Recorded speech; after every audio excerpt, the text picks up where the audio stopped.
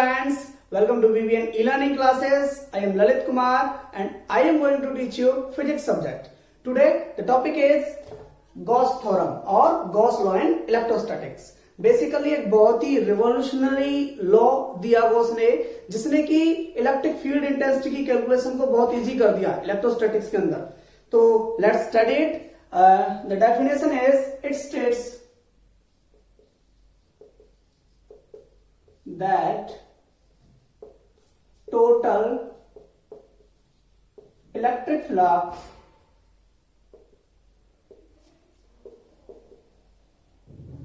through a closed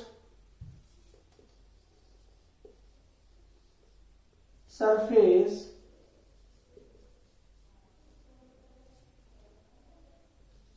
is 1 by epsilon naught times the total, और इससे हम net word भी यूज कर सकते हैं, the net charge enclosed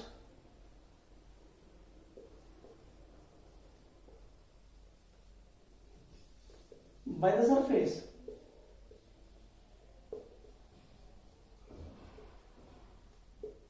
तो देखिए, it states that the total electric flux through a closed surface is 1 by epsilon naught times the net charge enclosed by the surface.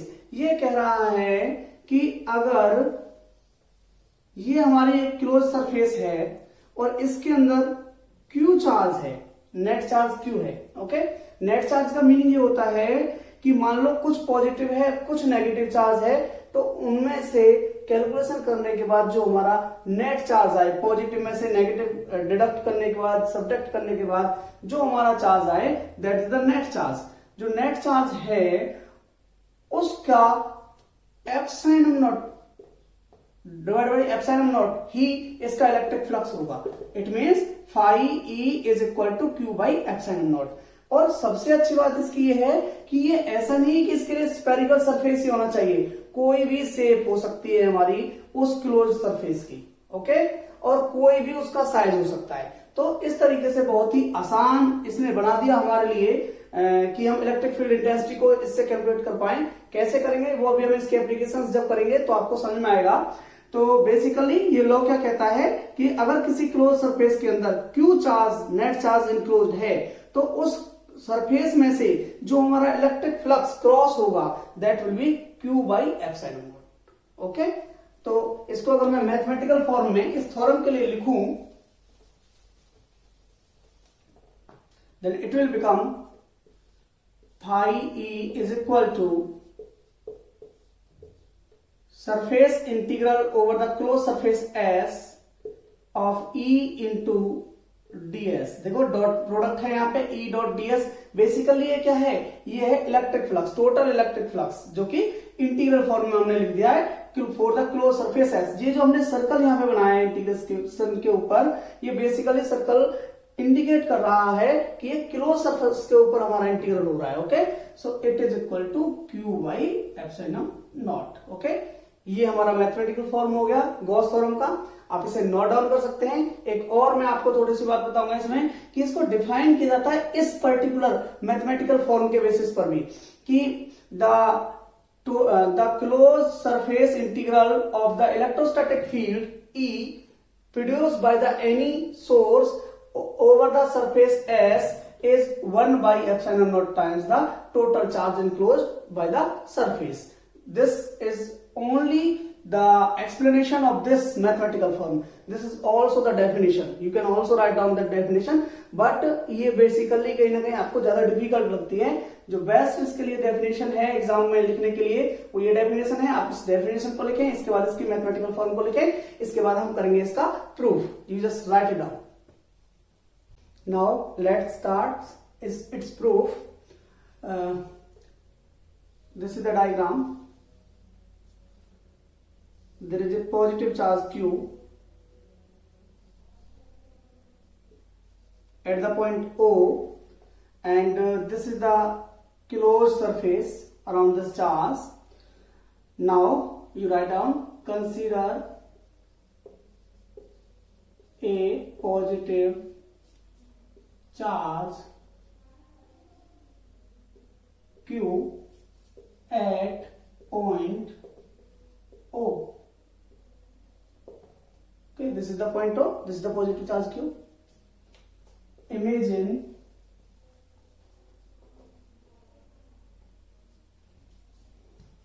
a closed spherical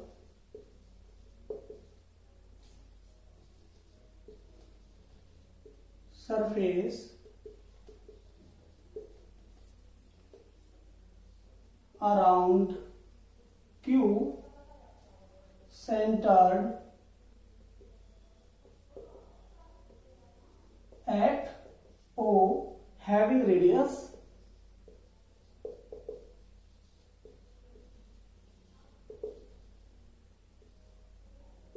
small r. So this is the diagram basically. ये हमारा Q charge हो गया, ये इसके around Gaussian surface हो गई, close surface हो गई, इसको हम गॉसियन सरफेस भी कह सकते हैं। गॉसियन सरफेस बेसिकली कुछ और नहीं होता, क्लोज 3D सरफेस होती है। Okay, so this is the spherical. Right now you can see it is like a circle, but you should imagine it like a sphere. Okay, now it is having the radius r, तो इसकी जो radius है basically that is the small r। It is centred at the point O, जिस point पर हमारा positive charge Q रखा हुआ है। ओके, तो यहां तक का सारा डिस्क्रिप्शन मैंने लिख दिया। उसके बाद हम स्टार्ट करेंगे कि एक पॉइंट P हम लेते हैं, पॉइंट P इस गॉसियन सरफेस के ऊपर। Okay, let P is a point on Gaussian surface S, हमने इसको नाम भी दे दिया S surface, and ds is small surface area around P। यहां पर P के अराउंड एक सरफेस एरिया है ds। Okay, this is the ds जो कि P के अराउंड है। तो अब हमें जो बेसिकली देखना है कि इस ds सरफेस से कितना इलेक्ट्रिक फ्लक्स बाहर जा रहा है। ओके, पास आउट हो रहा है। ओके, तो उसके लिए क्या होगा, d phi e, और इलेक्ट्रिक फ्लक्स को मैंने आपको बताया है, इलेक्ट्रिक फ्लक्स का formula that is E dot ds, दोनों में डॉट प्रोडक्ट होता है। तो यहां हम इस डॉट प्रोडक्ट को हटाने के लिए E डॉट ds इंटू में cos थीटा। अब ये cos थीटा की वैल्यू अगर हमें फाइंड आउट करनी है तो हमें देखना पड़ेगा कि E की डायरेक्शन कौन सी डायरेक्शन है और ds की डायरेक्शन कौन सी है। तो देखिए, this is the positive charge, और पॉजिटिव चार्ज के लिए इस P पॉइंट पर जो डायरेक्शन होगी that will be in this way, because positive charge से जो हमारे इलेक्ट्रिक फील्ड लाइंस स्टार्ट होती हैं they are the radially outward, और रेडियली आउटवर्ड डायरेक्शन होगी हमारी ये। वैसे भी आप सोच सकते हो P पर अगर हम छोटा सा टेस्ट चार्ज लें तो उस पर कौन सा फोर्स होगा, रिपल्सन फोर्स, और डायरेक्शन क्या होगी, यही। ओके, तो आई थिंक आपकी समझ में आया होगा ये बात। आफ्टर दैट ds की डायरेक्शन क्या है, तो देखिए ds क्या है, बेसिकली स्मॉल सरफेस एरिया है।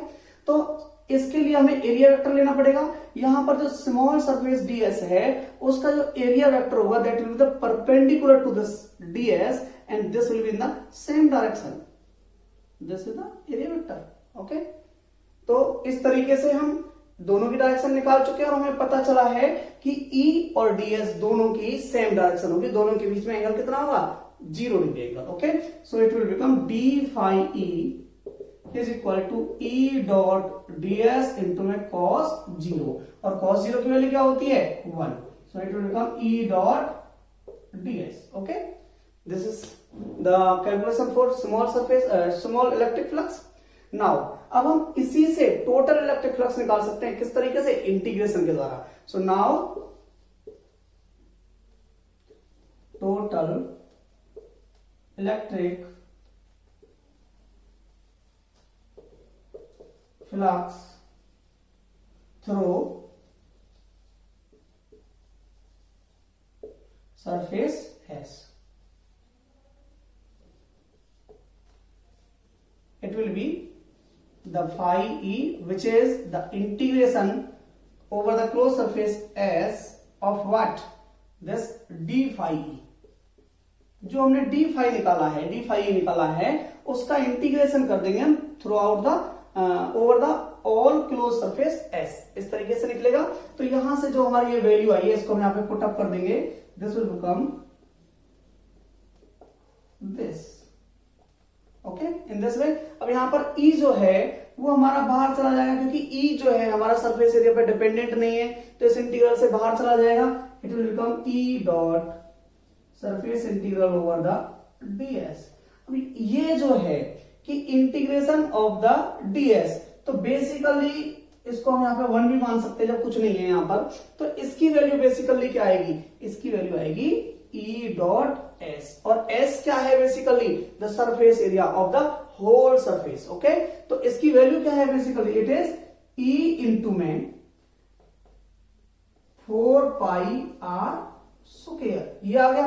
अब यहां से हम E की वैल्यू निकालें. E की वैल्यू निकालने की कोशिश करें कि इस E की वैल्यू क्या होगी. तो E क्या है? इलेक्ट्रिक फील्ड है. कौन सी जगह पे? पॉइंट P पर. ओके, तो पॉइंट P के ऊपर E की जो वैल्यू होगी वो होगी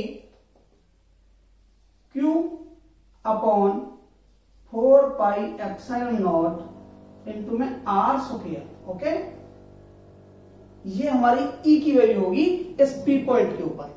ओके, ये वैल्यू मैंने यहां पर पुट अप कर दी. ठीक है, एक बार मैं समझाना चाहूंगा कैसे आई है E की वैल्यू यहां पर. देखिए, ये P पॉइंट r डिस्टेंस पर ही है, क्योंकि रेडियस की डिस्टेंस यहां पर r है और इसके ऊपर चार्ज Q है. ओके, तो इस तरीके से हमारा फॉर्मूला बना Q upon 4 pi epsilon naught r square. Okay, तो इसके बाद यहां पर हम 4 पाई r स्क्वायर हमारा जो यहां से आया हुआ था वो भी हमने पुट अप कर दिया. अब यहां देखिए आप 4 पाई से 4 पाई कैंसिल, r स्क्वायर से r स्क्वायर कैंसिल, और जो हमारा टोटल इलेक्ट्रिक फ्लक्स के लिए वैल्यू आई वो क्या आई? Q by epsilon not. So hence it is proved. This is the Gauss theorem. You can write down. You can just note it down. यहाँ पर आप इस पॉइंट के लिए अलग से भी ब्रैकेट में लिख सकते हो, कहीं ना कहीं इस पॉइंट को इंडिकेट करते हुए ब्रैकेट में लास्ट में यही इस लाइन के अंदर कि as E is equal to Q by 4 pi epsilon naught r square at P. कि P पॉइंट पर जो इलेक्ट्रिक फील्ड इंटेंसिटी हमारी वो ये है. You can note it down. तो इस तरीके से आपने इसका प्रूफ किया. अब कुछ इंपॉर्टेंट पॉइंट मैं आपको गॉस थ्योरम के बारे में बताना चाहूंगा. The first point is electric flux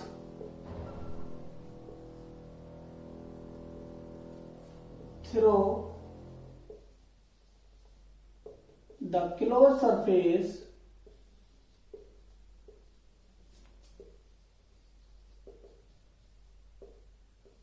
does not depend on the size, on its size.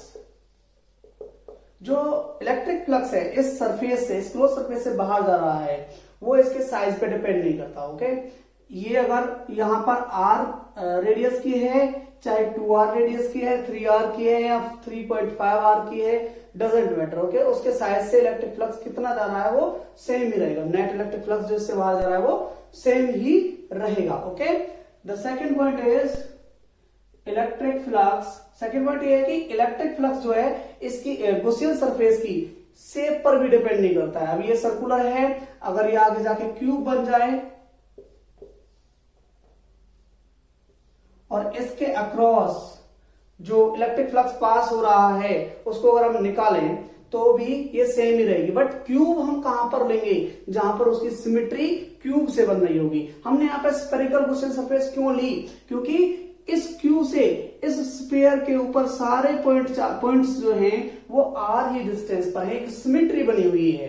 Okay, तो इसी तरीके से क्यूब में सिमेट्री अभी नहीं बन रही. इस तरह अगर कहीं पर क्यूब में सिमेट्री बनती है तो वहां पर इस क्यूब के थ्रू भी जो इलेक्ट्रिक फ्लक्स निकल रहा होगा वो सेम ही रहेगा। वैसे इलेक्ट्रिक फ्लक्स अगर आप इसी क्यू चार्ज को इस क्यूब के अंदर रख दें तो भी जो इलेक्ट्रिक फ्लक्स हमारा निकल रहा होगा that will B same Q by epsilon not. Doesn't matter कि इसकी शेप क्या है, वो जो चार्ज हमारा निकल रहा हो अगर वो क्लोज सरफेस है तो हमारा जो इलेक्ट्रिक फ्लक्स निकल रहा होगा that will be the Q by epsilon not, that will the same. So you can write down electric flux through the closed surface does not depend on its shape, that was size। तो इस तरीके से ना size पे depend करता है ना ही shape पे डिपेंड करता है। तीसरा पॉइंट है हमारा कि अगर इसके अंदर इस क्लोज सरफेस के अंदर अगर चार्ज हमारा जीरो हो तो क्या होगा, तो जीरो होगा तो क्या हो जाएगा phi E is equal to zero by epsilon, और इस तरीके से क्या आ जाएगा आंसर हमारा zero. So this is our third point कि electric flux through the close surface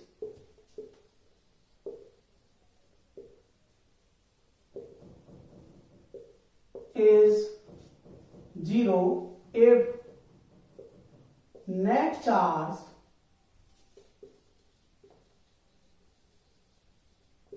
enclosed is zero. अगर चार्ज इनक्लोज जो है वो जीरो है तो इलेक्ट्रिक फ्लक्स भी जीरो होगा। ओके, इससे अगला जो हमारा पॉइंट है वो ये है कि मान लो कोई क्यू चार्ज यहां पर प्लेस्ड है तो उसकी वजह से इस गॉसियन सरफेस के लिए नेट इलेक्ट्रिक फ्लक्स क्या होगा, तो वो भी जीरो होगा। कैसे होगा कि जो इलेक्ट्रिक फ्लक्स हमारा इसके अंदर जितना इलेक्ट्रिक फ्लक्स यहां से इंटर कर रहा होगा उतना ही इलेक्ट्रिक फ्लक्स यहां से हमारा निकल रहा होगा। ठीक है, तो इसलिए दोनों कैंसिल आउट हो जाएंगे और नेट इलेक्ट्रिक फ्लक्स जो इसके लिए होगा that will be the zero. Okay, so the fourth point is electric flux due to a charge placed outside the Gaussian surface is zero. And the fifth and the last point is electric charge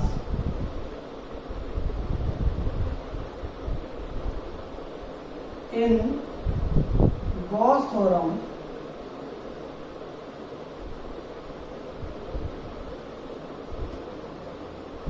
includes all the charges placed inside the Gaussian surface।